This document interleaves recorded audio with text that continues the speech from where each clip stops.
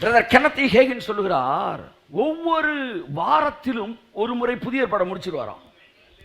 ஒரு வருஷத்திற்கு 53 முறை புதிய ஏற்பாட்டை படிப்பாராம். அச்சா, தட்டுங்க சார். இயேசு கிறிஸ்து அவரிடத்தில் தரிசனமான போது பலமுறை தரிசனமாக இருக்கிறார். அதுல ஒரு முறை அதுல ஓப்பன் விஷன் சொல்றாரு. ஓப்பன் விஷன்னா நீங்க தொட்டே பார்க்கலாம் அவரை. சில விஷயம் நீ ட்ரீம்ல பார்க்கலாம், ஒரு மாதிரி இதுல பார்க்கலாம், கண்ணை மூடுனா தெரியும். இது முன்னாடி வந்து அப்படி சேர்ல உட்காருவார். உட்காரும்போது அந்த சேர் சாயும் போது அந்த சவுண்ட் வரும், அதெல்லாம் வருமா. That is what open vision. அப்படி சில முறை அவருக்கு வந்திருக்கிறாரு. அப்படி வந்தபோது தான் ஒரு முறை அவர் சொன்னாராம், தீர்க்க தரிசன ஊழியத்தை பற்றி பேசுறாங்க. How to be led by the spirit of God. அந்த புத்தகத்தை எழுதுறதுக்கு முன்னாடி அவர் பேசினது சொல்றாரு. அப்ப இயேசு கிறிஸ்து உட்கார்ந்து சொன்னாராம், பழைய ஏற்பாட்டில் தீர்க்க தரிசன ஊழியம் என்று இருக்கிறது, புதிய ஏற்பாட்டில் அதற்கென்று தனிப்பட்ட ஊழியங்கள் என்று கிடையாது. ஆனால் தீர்க்க தரிசன வரம் வேலை செய்கிறது. ஆனால் புதிய ஏற்பாட்டில் இருக்கிற ஒவ்வொருவனுக்குள்ளும் இந்த தீர்க்க தரிசன வரம் வேலை செய்கிறது அப்படின்னு சொல்லி அழகா பேசுறாராம். அப்ப பேசிக்கிட்டே இருக்கும்போது இயேசுநாதர் கேட்கிறாராம், இதுக்கு எந்த ஒரு காரியமும் 2-3 சாட்சிகளினாலே நிலைவரப்படும் இருக்கு. எந்த காரியமே இப்ப நீங்க சொன்னதுக்கு 2 வசனம் காட்டுங்கன்னாராம். அவர் சொல்றாரு, இயேசுநாதரே நான் வசனம் கேட்டேன்றாரு. சார் இயேசுநாதர் முன்னாடி வந்து பேசுறாரு, சார் வசனம் சொல்லுங்க சார். நாராம் இயேசுநாதர் சிரிச்சுட்டு எழுதி கேட ரெஃபரன்ஸ் நாராம்.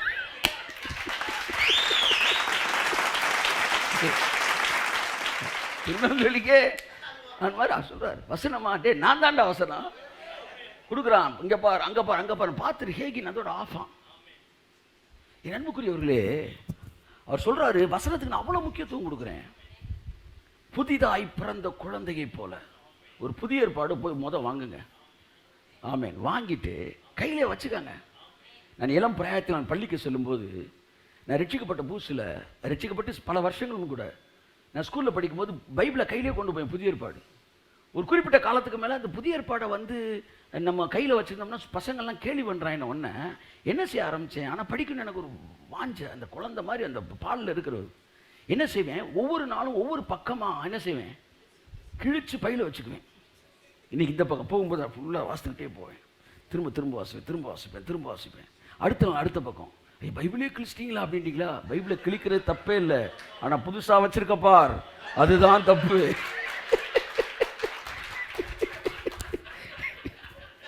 உங்கள் பைபிள் பழசாக நீங்க புதுசாயிட்டே இருப்பீங்களா? ஆனா இங்க என்ன செய்யல, போதகர் வந்த உடனே பைபிளை தர்றாய் தேடி கடைசியில் எடுத்து உள்ள இருந்து ஒரு பேனா விழுகுது. அவன் சொல்ல, இந்த பேனா 1.5 வருஷமா தேடிக்கிட்டு இருக்கேன். ஒரு அம்மா பையன் காசை எங்க வச்சாலும் எடுத்துறான். எங்க வச்சாலும் சிலர் இருக்காங்க, சார் நீ என்ன பாஸ்வேர்டை போட்டாலும் அப்படியே பார்த்து பாஸ்வேர்டை போட்டுருவாங்க. ஆமாம், வெயிலில் வச்சு பார்த்துருவாங்க, கைரேகையை வச்சு பார்ப்பாங்க, கைரேகை நிபுணராக இருப்பாங்க. அவன் ரொம்ப சீரியஸான மேட்டர் பேசிட்டு இருக்கும்போது டக்குன்னு நீ என்ன பேட்டர்னை போடுறீங்கன்றது. அந்த மாதிரி சிலர் படுகுடப்பா வெந்தயடப்பா எங்கெங்கேயோ அந்த அம்மா ரூபாய் வச்சிருக்கு. இவன் என்ன செஞ்சுக்கிட்டே இருக்கிறான், எடுத்துக்கிட்டே இருக்கான். கடைசியில் எங்கடா அவன் பார்க்கவே மாட்டான்னு பார்த்து பைபிளில் போய் வச்சிருச்சு. ஆனால் அந்த அம்மா பைபிளில் வச்ச காசு தொலையவே இல்லையா. ஏன்னா அந்த பக்கம் போறதே இல்லை.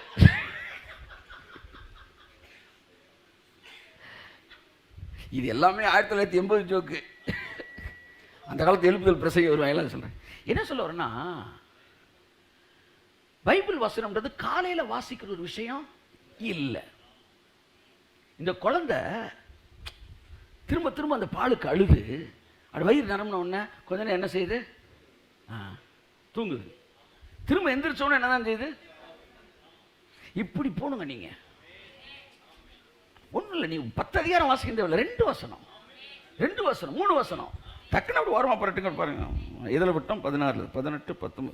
நீ போங்களேன், நான் சொல்கிறேங்க, you will be in another standard. இல்லை, நான் முடிவு எடுத்துகிட்டு வந்துட்டேன். ஆமாம், புதிதாய் பிறந்த குழந்தைய பார்த்தேன், உடனே முடிவு எடுத்துட்டேன். இனி பைபிளை ஒரு நாளைக்கு ஒரு 12 தடவை வாசிக்கின்றான்.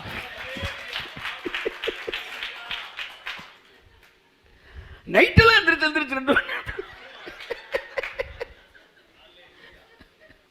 என் அன்புக்குரியவர்களே, இப்படி நடக்கும்போது நாம் வளருகிறோமா? வளருவதென்றால் என்ன, அதைத்தான் பேச விரும்புகிறேன். வளருவதென்றால் என்ன, இதைத்தான் தெசலோனிக்கேல பார்க்குறோம். இது அப்போஸ்தலர் நடவடிக்கைகள் 17 பார்க்குறோம். 17ஆமா 17 பார்க்குறோம். பெரோயா பட்டணத்தார், அடுத்து தெசலோனிக்க பட்டணத்தார். 2 பட்டணத்தாரும் எதுக்கு கீழே தான் இருக்கிறாங்க? கிரேஸு கீழே தான் இருக்கிறாங்க. அதான் நான் பேச போறேன். 2 வகையான கிருபைக்கு கீழானவர்கள். பெரோயா பட்டணத்தாரும் கிருபைக்கு கீழாக இருந்தார்கள், தெசலோனிக்க பட்டணத்தாரும் கிருபைக்கு கீழாக இருந்தார்கள். ஆனால் தெசலோனிக்கையில் இருந்த கிருபையில் இருந்த ஜனங்களை விட பெரோயா பட்டணத்தில் இருந்த கிருபைக்கு கீழ் இருந்தவர்கள் நற்குணசாலிகளாய் இருந்தார்கள். கைத்தட்டுங்க அவருக்கு. ஆமென். வளர்ந்த கிறிஸ்தவ வாழ்க்கை என்றால் என்னன்னா, நற்குணசாலிகளாய் இருப்பது. Grace connected with characters. Amen. Character moulding அப்படின்னு ஒன்று இது வரைக்கும் நம்ம எடுக்கலை. ஆனால் ஆவியானவர் இன்னைக்கு என்கிட்ட சொல்லிக்கிட்டே இருந்த ஒரு விஷயம், உன் ஜனங்களுக்கு கேரக்டரை பற்றி எடு, கேரக்டரை பற்றி பேசு, அவனுடைய கேரக்டர் மோல்டிங்கை பற்றி பேசு, அவனை ஒரு முழு மனுஷனாக மாற்று. பொது இடத்துல எப்படி இருக்கணும், மனதில் என்ன நினைக்கணும், எப்படி சிந்திக்கணும், எவ்வளவு நேர்மையாக இருக்கணும், வேலை செலுத்தல் எப்படி இருக்கணும், இதையெல்லாம் கிருபை கோட்டை விடுதுன்னு எவனோ பிரசங்கம் பண்ணுறதுக்கு நான் பொறுப்பு கிடையாது. கிருபை இதெல்லாம் கோட்டை விடவே விடாது. அது எப்போ இந்த வேலையை சரியாக செய்யணுமோ அப்போ அந்த வேலையை சரியாக அது செய்யும். ஒரு பாத்திரத்தை விளக்குறவன் முதலாவது எங்கே விளக்குறான்? உள்ள விளக்குறான். ஆனால் பரிசேயர்கள் எங்கே விளக்குனாங்க? வெளியே விளக்குனாங்க. ஆனால் கிருபை எங்கே விளக்குது? உள்ள விளக்குது. இது வரைக்கும் உங்கள் செயல்களை பற்றியே எடுத்தோடனே கிருபை பேசவே பேசாது. கிருபை என்னமா பேசும்? இயேசுவை ஏற்றுக்கொண்டில நீ நீதிமான், நீ நீதிமான், கர்த்தருக்குள்ள நீ பூரணமா இருக்கிற அப்படின்னா உள்ள விளக்கிக்கிட்டே இருக்காருன்னு அர்த்தம். என்னைக்கு கேரக்டர் ஸ்டடின்னு வராரோ உள்ள விளக்கிட்டு இப்போ வெளியே வராரு அப்படின்னு அர்த்தம். நாங்கள் எல்லாம் சரியாக தான் சார் செஞ்சுக்கிட்டு இருக்கிறோம், ஆவியானவர் எல்லாத்தையும் சரியாக தான் சார் செஞ்சுக்கிட்டு இருக்காரு. நீங்கள் 9 மாதத்தில் பிள்ளை வேணும்னா என்ன செய்யறது? 6 மாதத்தில் பிள்ளை வேணும்னா என்ன செய்யறது? பிள்ளைன்னா 10 மாதம் கழிச்சு தான் வரும். அப்போ ஆவியானவர் இயேசு சொன்னார், பரிசேயரை பார்த்து என்ன சொன்னார்? மத்தேயு 23ஆம் அதிகாரம் 25ஆம் வசனமா? மாயக்காரராகிய வேத பாரகரே, இங்க பாருங்க, யாரெல்லாம் எப்ப பார்த்தாலும் கேரக்டரை பத்தியே பேசிக்கிட்டு இருக்கிறாங்களோ அல்லது வெளிப்புறத்தை பேசுறாங்களோ அவங்கள பார்த்து என்ன சொல்றாரு கர்த்தர்? நீ சிகரெட் குடிக்கிறாயா, நீ பீடி குடிக்கிறாயா, இப்பெல்லாம் பேசுறவன நீங்க பெரிய ஆள் நினைக்கிறீங்க. ஆனா ஏசுனா சார் மாயக்காரனே. என்ன சார் அது? மாயக்காரரா வேத பாரகரே, பரிசேயரே. ஏன் அப்படி சொன்னார்னா, உங்களுக்கு ஐயோ, உங்களுக்கு ஐயோ, போஜனபான பாத்திரங்களை வெளிப்புறத்தை சுத்தமாக்குகிறீர்கள். எப்ப பார்த்தாலும் வெளிப்புறத்தையே கழுவி எடுத்துக்கிறாங்க. ஒரு மனிதனுடைய செயல்களையே மாற்றிக் கொண்டிருக்கும் பிரசங்கம் இருக்கும் என்றால் அவர்கள் வெளிப்புறத்தையே கழுவி கொண்டிருக்கிறார் என்ற அர்த்தம். அடுத்து உட்புறத்திலோ அவைகள் கொள்ளையினாலும் அநீதத்தினாலும் நிறைந்திருக்கிறது. என்ன அர்த்தம்னா, பாவம் செய்யாதன்னு சொல்லிட்டாங்க, விபச்சாரம் செய்யாதன்னு சொல்லிட்டாங்க, வெளியே இருக்க செயல்கள் எல்லாம் மாத்திட்டாங்க. ஆனா மனசுக்குள்ள என்ன இருக்கு? பாவம் இருக்கு. மனசுக்குள்ள என்ன இருக்கு? விபச்சாரம் இருக்கு. மனசுக்குள்ள என்ன இருக்கு? வஞ்சகம் இருக்கு. மனசுக்குள்ள என்ன இருக்கு? வன்மம் இருக்கு, கோபம் இருக்கு, கசப்பு இருக்கு, வைராக்கியம் இருக்கு. ஆனா சிகரெட் குடிக்க மாட்டாரு, பொடி போட மாட்டாரு. அதே மாதிரி அந்த அம்மா கோயிலுக்கு போற தவற மாட்டாங்க, ரீபா ராபா காபா தான். ஆனா உள்ள எல்லாம் பாவா என்ன செய்யுது இருக்கு. அப்ப கர்த்தர் பார்க்கிறாரு, வெளிப்புறம் முக்கியம் இல்லையா? முதலாவது உட்புறம். வெளிப்புறம் தேவையில்லைன்னு அவர் சொல்லல. வெளிப்புற மாற்றத்தை 2வது வை, உட்புற மாற்றத்தை 1வது வை. அவர் சொல்றாரு, அழகா வாசிங்க. குருடனான பரிசேயனே, போஜனபான பாத்திரங்களின் வெளிப்புறம் சுத்தமாகும்படி அவைகளின் உட்புறத்தை 1வது சுத்தமாக்கு. வெளிப்புறம் சுத்தமாக வேண்டும் என்றால் என்ன செய்ய வேண்டுமா? அழகா சொல்றார், உட்புறத்தை நீ சுத்தப்படுத்திக்கிட்டே இருக்க வெளிப்புறம் ஆட்டோமேட்டிக்கா அவ்வளவுதான். ஆனா நீங்க வெளிப்புறத்தை சுத்தப்படுத்த உள்ள இருக்கிறது திரும்ப வெளியே வந்துகிட்டே தான் இருக்கும். ஒருத்தர் என்கிட்ட சொன்னாரு, நீங்க என்னங்க எபேசியர் 1, 2, 3, 4 இதே பேசிக்கிட்டு இருக்கிறீங்க, கிறிஸ்துவுக்குள்ள நீதிமான்கள் உன்னதங்கள் அவரோடு உட்கார்ந்து இதெல்லாம் பேசுறாரு. ஆனா 5, 6 என்ன இருக்கு தெரியுமா? பிள்ளைகளே உங்கள் பெற்றோருக்கு கீழ்ப்படியுங்கள், புருஷரே மனைவியிலே உங்கள் புருஷருக்கு கீழ்ப்படியுங்கள். அம்புட்டு கீழ்ப்படுதலை பற்றி, ஒழுங்கா இருக்கிற பத்தி, டிசிப்ளினை பத்தி பேசுறாரு. வெறும் கிரேஸை பத்தி பேசல, எல்லாத்தையும் பேசிக்கிட்டு இருக்காரு. அப்படின்னா நான் சொன்னேன் ஓகே, அவர் இதை பற்றி வெளிப்புறத்தை பற்றி பேசியிருக்கிறார், இல்லைன்னு சொல்லலை. என்னுடைய கேள்வி, 1ஆம் அதிகாரம் 2ஆம் அதிகாரத்தில் கீழ்ப்படிதலை பேசிட்டு 3, 4, 5, 6 கிரேஸை பேசுகிறாரா, இல்லை கிருபையை 1, 2, 3, 4 பேசிட்டு 5, 6 என்ன பேசுகிறாரு? அப்படின்னா பவுல் என்ன செஞ்சு எதுக்கு ஃபஸ்ட்டு பேசியிருக்கிறாரு? உட்புறம். 1, 2, 3, 4 அதிகாரத்துலேயும் உட்புறத்தை சுத்தப்படுத்துறாரு. சுத்தப்படுத்தின உடனே வெளிப்புறம் என்ன ஆகுது? தானா சுத்தமாகுது. அப்படி தட்டிட்டு போறாரு, கீழ்ப்படிஞ்சிருப்பா அப்படின்னு. அவன் சரிங்க சார்ன்ட்டு போயிட்டான். நீ இந்த கீழ்ப்படுதலுக்கெல்லாம் போட்டு வாருன்னு அடிச்சுக்கிட்டு இருக்கிற. ஆனால் அவன் அசால்ட்டை சொல்லிட்டு போறாரு, சார் கிருபை உள்ளே வராமல் நீங்கள் வெளியே மாற்றங்களை கொண்டு வர நினைப்பது பச்சை தண்ணியில் முட்டையை வேக வைக்கிற மாதிரி, அது வேகவே வேகாது. ஆனால் கிருபைக்குள்ள வந்தவன்ட்ட ஒரு கீழ்ப்படியை சொல்லி ஒரு வசனத்தை சொல்றது கொதிக்கிற தண்ணியில் முட்டையை போடுற மாதிரி. கீழ்ப்படிப்பா அப்படின்னு கிருபையில் இருக்க ஒரு வசனத்தை சொல்லிட்டீங்கன்னா உடனே அது அவிஞ்சிரும், உடனே அவன் கீழ்ப்படிஞ்சிருவான். ஏன்னா உட்புறம் சுத்தமாக்கப்பட்டிருக்கிறது. என் அருமையான தேவனுடைய பிள்ளைகளே, உட்புறம் சுத்தமாக்கப்படுவது ரொம்ப நல்லது, அதை நம்ம பேசுகிறோம். ஆனால் இயேசு அதோடு விடவில்லை. அதான் இங்கே பேச வரேன். வெளிப்புறமும் சுத்தமாக வேண்டும் என்று தேவன் விரும்புகிறார். அது உட்புறத்திலிருந்து துவங்கி கிருபைக்குள் இருக்கிறவர்கள் பற்றி பைபிள் சொல்லுது, வெளிப்புறமும் சுத்தமாகுமா.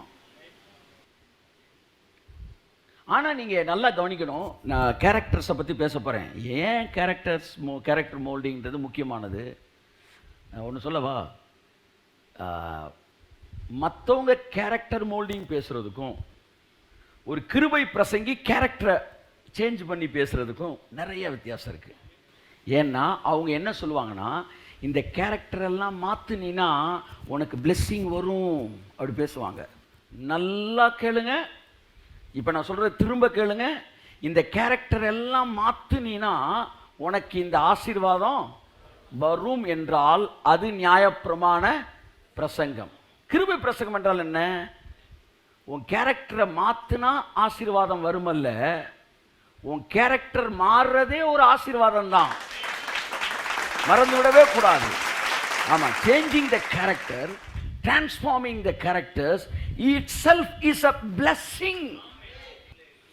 எப்படி ஐஸ்வர்யம் எனக்கு ஒரு ஆசீர்வாதமோ, வரங்கள் எனக்கு ஒரு ஆசீர்வாதமோ, எல்லாம் ஓசியா அப்படி வருதோ, அப்படி கேரக்டர் சேஞ்சிங் எனக்கு ஓசியா வருது, தேவன்கிட்ட இருந்து வருது. ஐஸ்வர்யத்தை பேசும்போது தானே நீங்கள் ஐஸ்வர்யவானா மாறுறீங்க. அப்படி தான் கேரக்டர்ஸை பேசும்போது நீங்கள் கேரக்டர் சேஞ்சிங்குள்ளே வந்துடுவீங்க. அது ஒரு விஷயமே கிடையாது. என் அன்புக்குரியவர்களே, நற்குணசாலிகளாய் இருந்தார்கள். பைபிள் ரெண்டு பேரும் டிஃபரன்ஷியேட் பண்ணுது. தெசலோனிக்கையில் இருந்தவன் நீதிமானாத்தான் இருந்தான், நல்லா கவனிங்க. ஆனா பெரேயால இருந்தவன் நற்குணசாலியா இருந்தான். கையை தட்டுங்க. திரும்ப சொல்றேன், தெசலோனிக்கையில் இருந்தவன் நீதிமானா இருந்தான், பெரேயால இருந்தவன் நீதிமானாவும் இருந்தான், நற்குணசாலியாவும் இருந்தான். அதனால பைபிள் என்ன சொல்லுது, அவனை விட இவன் நல்லா இருக்கிறான். அதுதான் ஆங்கிலத்தில் இருக்கு. எப்படி இருந்தான் அவங்க, அந்த வசனம் அழகா இருக்கு. என்ன வார்த்தை சொல்லப்படுகிறது என்றால், they were of more noble characters than these in Thessalonica. more noble characters. அவனை விட இந்த நோபல் கேரக்டர்ஸ்னு என்ன சொல்லுவாங்க, இந்த கிளாசிக் கேரக்டர், அதாவது கண்ணியம், கடமை கண்ணியம், அந்த கண்ணியம்ன்றாங்க பார்த்தீங்களா, அந்த கண்ணியம், அந்த நடத்தை, அந்த நற்குணம், நற்குணசாலி, பொய் பேசாமல் இருப்பது, உண்மையாக இருப்பது, காரியங்களை சிறப்பாய் செய்வது, புரட்டி பேசாமல் இருப்பது, நேர்மையாய் வாழ்வது, இதெல்லாம் நற்குணம். இதெல்லாம் என்னன்னா இப்போ வெளிப்புறம் சுத்தமாகுதுன்னு அர்த்தம். ஆனால் இந்த தெசலோனிக்கையில் இருந்தவன் நீதிமானா இருந்தான். ஆனால் பெரேயால இருந்தவன் நீதிமானாவும் இருந்தான், நற்குணசாலியாகவும் இருந்தான். அப்ப நற்குணசாலி என்பது வளர்ந்த கிறிஸ்தவனுக்கு அடையாளம். ஆமென் சொல்லுங்க. நற்குணம் என்பதுதான் ஒரு கிறிஸ்தவன் வளர்ந்திருக்கிறான் என்பதற்கு அடையாளம். வரங்கள் வளர்ச்சியின் அடையாளம் அல்ல. வரங்கள் வளர்ச்சியின் அடையாளம் அல்ல. வரங்கள் வளர்ச்சியின் அடையாளம் அல்ல, குணங்களே வளர்ச்சியின் அடையாளம். ஆமென், ஆமென், ஆமென், ஆமென். ஆமென். வரங்கள் வளர்ச்சியின் அடையாளம் அல்ல, குணங்களே வளர்ச்சியின் அடையாளம். 13 வயதிலே யோசேப்புக்கு வரம் வேலை செய்ய ஆரம்பித்தது. 13 வயசுல கனவு பார்த்துட்டான். 13 வயசுல எல்லாம் நடந்துருச்சு.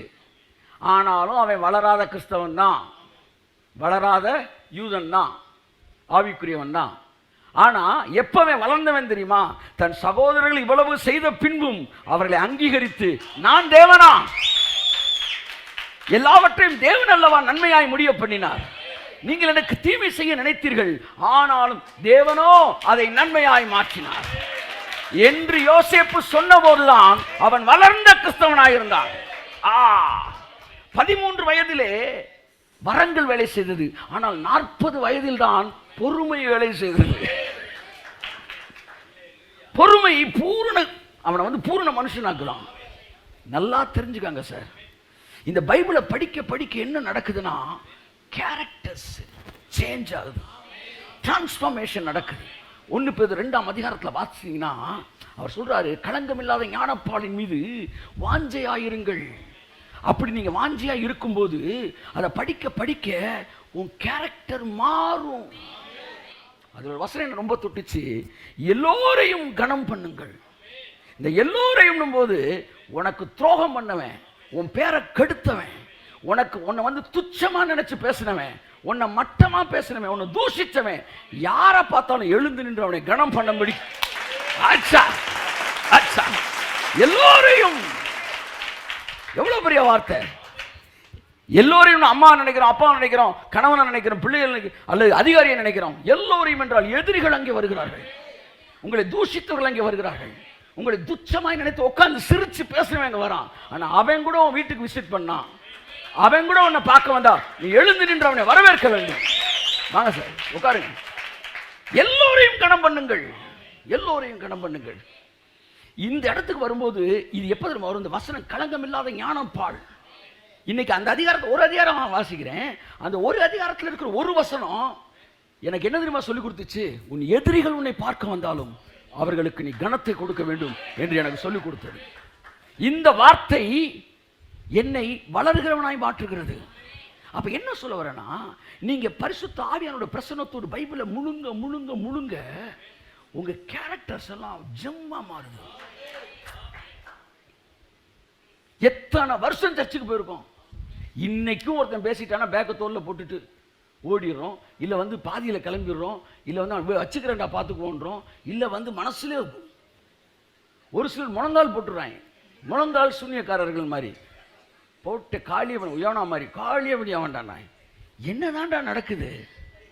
என்னம்மா இப்படி பண்றீங்களேம்மா, என்னம்மா நீங்க இப்படி பண்றீங்களேம்மா, முழங்கால போட்டு காலி பண்றீங்க, முழங்கால போட்டு காலி பண்றீங்க. கடைசியில் மூட்டு மாற்று அவிரி சிகிச்சை ஆகி போயிடும். அவர் சொல்ல என்னம்மா இப்படி பண்றீங்களேம்மா. என் அன்புக்குரியவர்களே, அப்ப வரங்கள் வேகமாக வேலை செய்ய ஆரம்பிக்கிறது. ஆகையால் ஒருவன் வளர்ந்தவன் என்ற அர்த்தம் இல்லை, ஆனால் குணங்களே தேவனுடைய பார்வையில் அது விலையேறப்பட்டதான். கை தட்டுங்களேன். ஆச்சா ஆச்சா ஆச்சா. 1 பேதுரு 3ஆம் அதிகாரம் 4ஆம் வசனம். தேவனுக்கு எது குவாலிட்டியா பார்க்கிறாரா? வரங்களா, அதெல்லாம் ஒரு மேட்டரே கிடையாது. 3ஆம் அதிகாரம் 4ஆம் வசனம் வாசிங்க. அழியாத அலங்கரிப்பாய் இருக்கிற, அழியாத அலங்கரிப்பாக இருக்கிற. நல்லா நீங்க இங்க பாருங்க, ஒரு பெரிய ரகசியத்தை உங்களுக்கு சொல்றேன். பாவத்திலிருந்து விடுதலை பெறுவது வேறு, நல்லா பாருங்க. குணங்களில் மாற்றம் என்பது வேறு. ஒன்று அடிமைத்தனம், அது பாவத்தோடு சம்பந்தப்பட்டது. இன்னொன்று குணம், அது வேற. நீங்க பாவத்தை விடுறத குணம் நினைக்க கூடாது. எத்தனை பேர் சிகரெட் குடிக்காதவங்க மோசமான பேர் வழியா இருக்கிறாங்க தெரியுமா? ஆமா ஆமா, எனக்கு தெரிஞ்ச ஒருத்தர் இருக்காரு, எப்பவுமே வெளில தான் போடுவார்.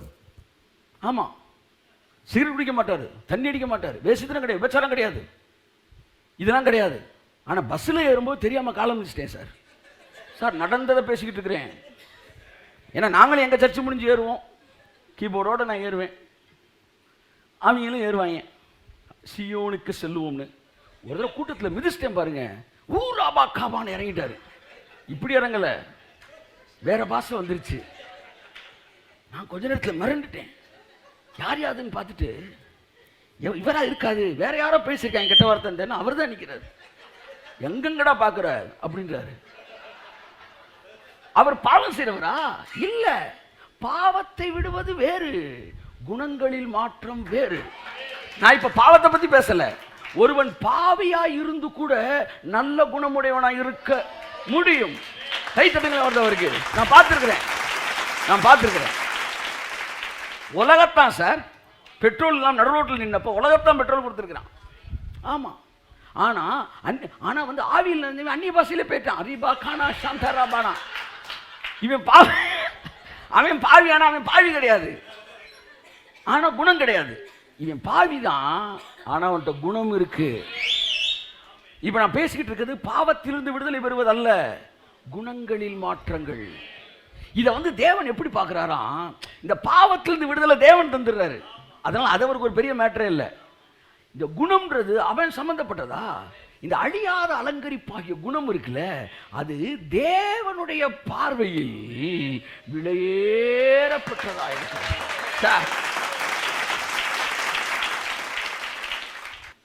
வாசிங்க. அழியாத அலங்கரிப்பா இருக்கிற சாந்தமும் அமைதலும் உள்ள ஆவியாகிய இருதயத்தில் மறைந்திருக்கிற குணமே. அப்படின்னா என்னன்னு கேக்குறீங்களா? இப்படிலாம் நாங்க பார்த்ததே இல்லை சார். யார சொல்றீங்க? சாந்தமும் அமைதலும் உள்ள ஆவியாகிய அலங்கரிய மறைந்திருக்கிற குணமே உங்களுக்கு அலங்காரமா. ஹலோ, வரங்கள் வெளியே தருகிறது, குணங்கள் மறைந்திருக்கிறது. இந்த மறைந்திருக்கிற இந்த குணமே தேவனுடைய பார்வையில் எப்படி இருக்கான்? விலையேற பெற்றது. கையத்தட்டே. இப்போ ஒரு கம்பேரிசன் உங்களுக்கு நான் சொல்றேன். அந்த கம்பேரிசன்ல தேவன் குணத்துக்கு எவ்வளவு மரியாதை கொடுக்குறாங்க உங்களுக்கு தெரியும். ஒரு முறை மோசே ஒரு நீக்ரோ இன பெண்ணை கல்யாணம் பண்ணிட்டார், எத்தியோப்பிய ஸ்திரீ. இந்த மோசே யாருன்னா, புறஜாதிகளோடு நீங்க கலக்கக்கூடாதுன்னு அடிச்சு பேசிட்டு கடைசியில் ஒரு பொண்ணு அங்கேயே கூட்டிட்டு வந்து கல்யாணம் பண்ணிட்டார், எத்தியோப்பிய ஸ்திரீ. உடனே உள்ளுக்கு இருக்கிற மெதுவா என்ன செய்யறாங்க? முறுமுறுக்கிறாங்க. பத்தீரா, நம்மளையெல்லாம் இப்படி பண்ணிட்டு இவர் மட்டும் இப்படி பண்ணிட்டாரு, லீடர்ஷிப் நம்ம கீழ்ப்படியக்கூடாதுன்னு. என் அன்புக்குரியவர்களே, அப்படி மோசையை பேச ஆரம்பிச்சாங்க. ஆனா மோசே எவனுக்குமே என்ன செய்யல, ஒண்ணுமே சொல்லல, அமைதியா இருக்கிறான். இப்படி இந்த சின்ன சின்ன எல்லாம் இதை பேச ஆரம்பிச்சது யாருன்னா, உள்ளுக்குள்ள இருக்க அசிஸ்டன்ஸ் யாரு? மீரியாமா. ஆமா, மீறியதால் அவள் மீரியாம் என்று பெயர் பெறுவாள். மீரியாம், அடுத்து ஆரோன். இவங்க எல்லாம் சேர்ந்து இப்படி பண்ணிட்டாரு. கூட்டமா பிரேயர் செல் நடத்திட்டாங்க. எப்படி? கூட்டு ஜபம். கபரா, அண்ணனுக்காய் ஜெபிப்போம், ஐயாவுக்காய் ஜெபிப்போம்னா மோசைக்கு வருது. இப்படி ஜபங்கள்லாம் நடக்குது. அவன் தூக்குடான் இருந்தான்னு வச்சுக்காங்களேன், ஒரு செகண்ட்ல 15 அவன் 45 லட்சம் பேருக்கு தலைவனுங்க, சும்மா கிடையாது. அவன் வந்து அப்படி நான் முடிஞ்சிச்சு. அவன் ஒருத்தனை கல்லெறிஞ்சு கொன்றுவாங்க. அப்ப இந்த மீரியாம் சொல்றா, மோசே தீர்க்கதரிசிங்கன்றான் ஒருத்தன். மோசே மாத்திரமா தீர்க்கதரிசி? கர்த்தர் மோசையை கொண்டு மாத்திரமா பேசினார், எங்களை கொண்டும் கர்த்தர் பேசினார். அவன் தீர்க்கதரிசியா? நானும் தீர்க்கதரிசிதான். அவனை விட சொல்லு, நான் விடுறேன். இப்படி பேச ஆரம்பிச்சுட்டாங்க. அடுத்து ஆரோனு. இவங்க எல்லாம் சேர்ந்து மோசேட்ட என்ன சொல்ல வராங்கன்னா, நானும் வரமுள்ளவன் தானே, நீயும் வரமுள்ளவன் தானே, 2 பேரும் வரமுள்ளவன் தானே, கடவுள்கிட்ட ஃபேவர் இதெல்லாம் கிடையாது, பார்ஷியாலிட்டி கிடையாதுன்னு பேசுறாங்க. அப்பதான் தேவன் இறங்குறாரு. கையை தட்டுங்க. இறங்கி மிரியா அவளை இங்க அழைத்துட்டு வா, ஆரோன் இங்க வா, மோசே வான்றார். இப்ப அவர் பேசினார் பாருங்க, அந்த டாக்கு தான் அப்படியே.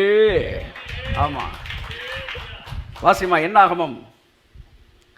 இதோடு நான் முடிக்கிறேன். நீ தொடர்ந்து கர்த்தர் சித்தமான குணங்கள் எவ்வளவு வேல்யூவானது அப்படின்ற பத்தி பார்ப்போம். இது இந்த இந்த இந்த இந்த மெடிடேஷனே நம்மளை நல்ல குணசாலியா மாற்றும். குணங்கள், நற்குணங்கள் மீது ஒரு ஆசையை நமக்கு ஏற்படுத்தும். கிருபைனா என்ன வேணாலும் செஞ்சுக்கலாம், என்ன வேணாலும் பாவம் செஞ்சுட்டு எப்படி வேணாலும் வாழலாம் என்று நாம் இங்கே பிரசங்கிக்கவில்லை. ஆனா இன்னொன்னு சொல்லுவேன், அவன் குணத்தை பத்தி எவ்வளவு பேசியும் பிரமாணத்தில் வராத குணமெல்லாம் இங்கே சாதாரண வாசிக்கும் போது நமக்கு வந்துடும். அதுதான் கிருபை.